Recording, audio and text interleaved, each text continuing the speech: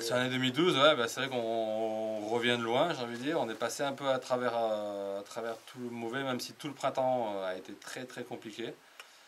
C'est-à-dire que avril, mai, juin a plus ressemblé à un automne qu'à un printemps.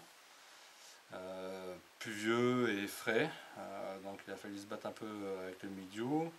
Heureusement, nous on a eu un peu plus de beau sur juillet et août. Vers le 5-10 juillet, ça commençait à s'assainir un peu.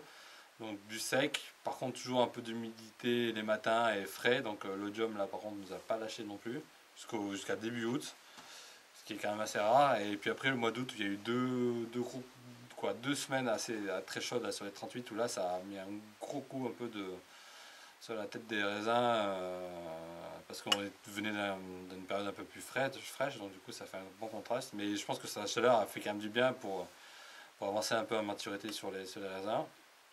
Et au final, le cycle végétatif en fait était quand même très précoce, même si ça s'est tout doucement ralenti sur le printemps et un peu l'été, mais on est quand même parti sur une année très précoce, et ce qui au final, par rapport à leur floraison,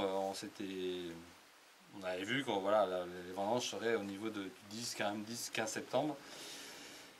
Et puis ben, pour nous, on n'a pas trop traîné en fait vers ces dates-là, on a attaqué.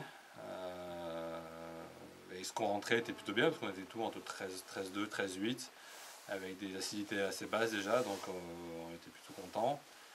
Et au final, donc on a tout enchaîné assez facilement, et une fois qu'on a eu fini de vendanger, 2 jours après, il se mettait à pleuvoir comme il faut, donc c'était assez un soulagement de rentrer tout ça. Et au final, bah, ça fait quand même un beau vin, un super fruit, avec une belle gourmandise, mais quand même derrière, en fait, on a un vin qui est en train de se révéler un peu, je trouve, et ça fait des matières assez présentes, mais très très soyeux par contre.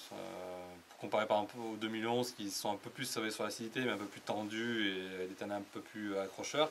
Le 12 a ce côté très rond et très gourmand, donc du coup on est plutôt assez content, et les rendements sont corrects, quoi. Ça casse pas la baraque, mais c'est bien parce que quand on entend tout ce qui s'est passé un peu au nord de chez nous, on se dit que ouais, on va pas se plaindre du tout, et on est très bien comme ça.